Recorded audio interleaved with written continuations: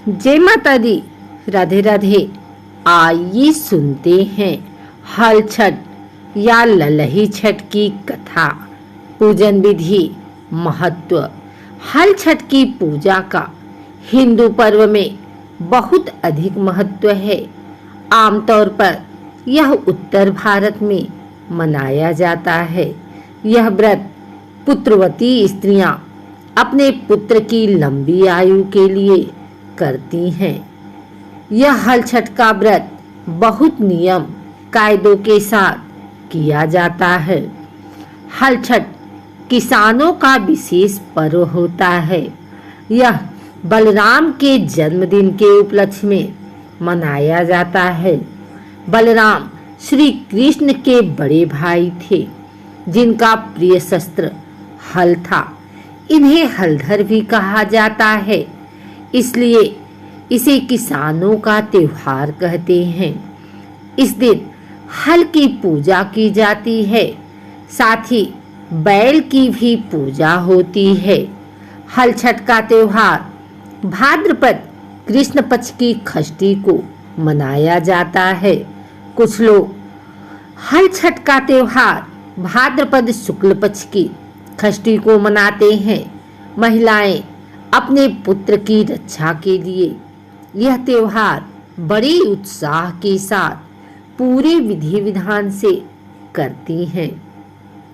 इस वर्ष 2023 में हल छठ का त्योहार 5 सितंबर दिन मंगलवार को मनाया जा रहा है। इस व्रत का पालन करने वाली महिलाएं इस दिन हल से जुटी हुई सामग्री अर्थात अनाज नहीं खा सकती, ना ही गाय का दूध अथवा घी खा सकती हैं। उस दिन उन्हें केवल वृक्ष पर लगे खाद्य पदार्थ खाने की अनुमति होती है। आइए सुनते हैं हल छठ की पूजा सामग्री। भैंस का दूध, घी, दही, गोबर, महुए का फल, फूल एवं पत्ते, जवार का धानी, एपन, कुलवे, छोटे से मिट्टी के कुल्ह, देवली छेवली बांस और महुए के पत्ते से बना होता है। हल षष्ठी के नियम एवं पूजन विधि। प्रातःकाल उठकर महुए से दांत साफ किए जाते हैं। इस दिन बिना हल से जुते खाद्य पदार्थ खाए जाते हैं। पसई धान के चावल, भैंस के दूध का उपयोग भोजन में किया जाता है। भोजन पूजा के बाद किया जाता है। यह व्रत पुत्रवती स्त्रियां ही करती हैं।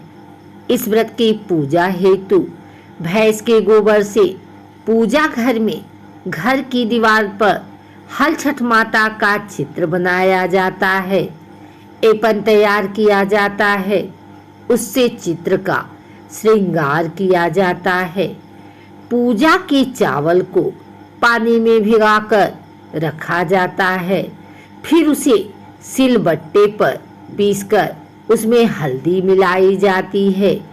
एक लेप की तरह घोल तैयार होता है, उसे ऐपन कहते हैं। इस चित्र में हल, सप्तऋषि, पशु, किसान मान्यता अनुसार कई चित्र बनाए जाते हैं।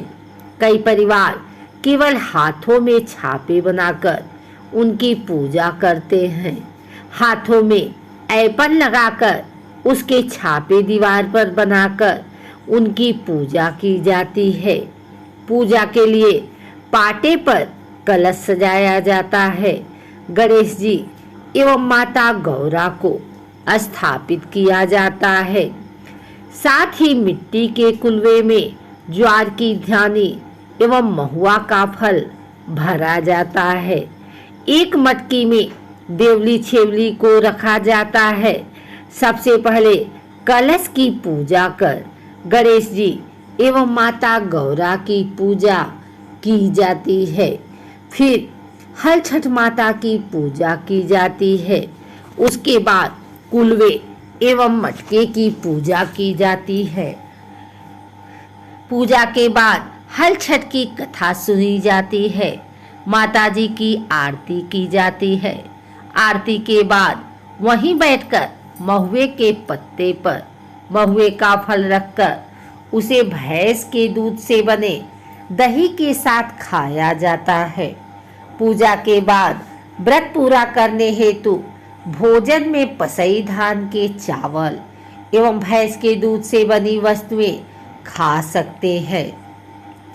हल छठ पूजा कथा एवं महत्व।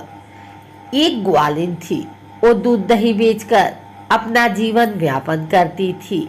वह गर्भवती थी। एक दिन जब वह दूध बेचने जा रही थी, उसे प्रसव का दर्द हुआ। वो समीप पर एक पेड़ के नीचे बैठ गई, जहां उसने एक पुत्र को जन्म दिया। ग्वालिन को दूध खराब होने की चिंता थी, इसलिए अपने पुत्र को पेड़ के नीचे सुलाकर वो गांव में दूध बेचने चली गई। उस दिन हल छठ व्रत था, सभी को भैंस का दूध चाहिए था। ग्वालिन के पास केवल गाय का दूध था। उसने झूठ बोलकर सभी को भैंस का दूध बताकर पूरा गाय का दूध बेच दिया। इससे हल छठ माता क्रोधित हो गई और उसके पुत्र के प्राण हर लिए। जब ग्वालिन आई, उसे अपनी करनी पर बहुत संताप हुआ और उसने गांव में जाकर सभी के सामने अपने गुनाह को स्वीकार किया। सभी से पैर पकड़कर क्षमा मांगी। उसके इस तरह से विलाप को देखकर उसे सभी ने माफ कर दिया, जिससे हल छठ माता प्रसन्न हो गई और उसका पुत्र जीवित हो गया। तभी से पुत्र की लंबी उम्र हेतु हल छठ माता का व्रत एवं पूजा की जाती है।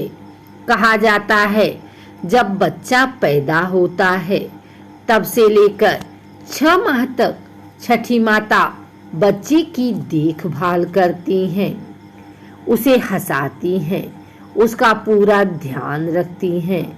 इसलिए बच्चे के जन्म के 6 दिन बाद छठी की पूजा भी की जाती है। हर छठा भाग छठ माता को बच्चों की रक्षा करने वाली माता भी कहा जाता है। अगर आपको हमारी वीडियो अच्छी लगी हो तो इसे लाइक करें, कमेंट करें, शेयर करें। हमारे चैनल को सब्सक्राइब करके बेल नोटिफिकेशन ऑल पर सेट कर लें, ताकि आगे आने वाली वीडियो सबसे पहले आप तक पहुंच सके। धन्यवाद।